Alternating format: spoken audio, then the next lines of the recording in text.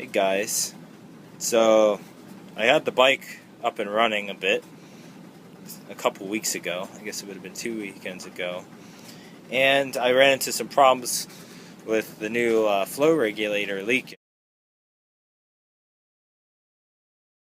So I brought it home, and I found that the one that was leaking was the one that was the part of the cylinder. And let me show you what I'm talking about. So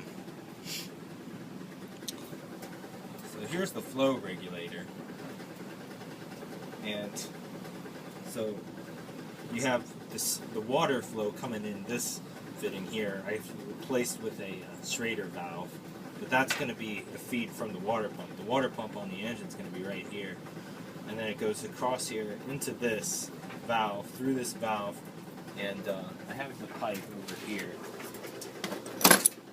This pipe then links up here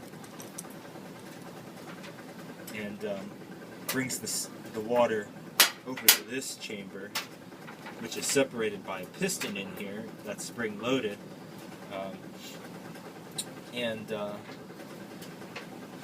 so this cylinder is a 3/8 pipe nipple with a 1/4 inch thread in it, and this connection right here was leaking, and it was leaking a lot.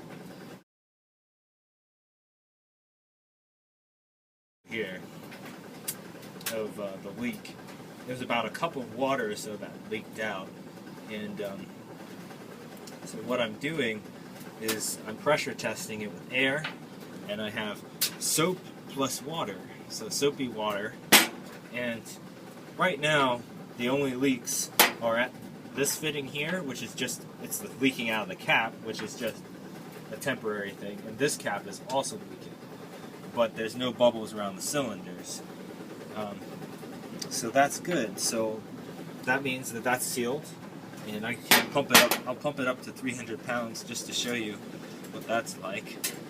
So here's the pressure, and I'm going to have to put the phone down to show you, to pump up the pressure. It's very frustrating using it. So now I'm up to, well, 270 pounds. It's hard to keep it there with these leaks, but you can see these are just constantly bubbling. But if I spray a little bit of soapy water on these guys, there's no, on the cylinder connections, you don't see any bubbles anywhere. You just see the bubbles that were originally, but you don't see growing bubbles like down there or up here. So, yeah, it's great. So I'll go up this week and try to put it back on the bike and see what it does.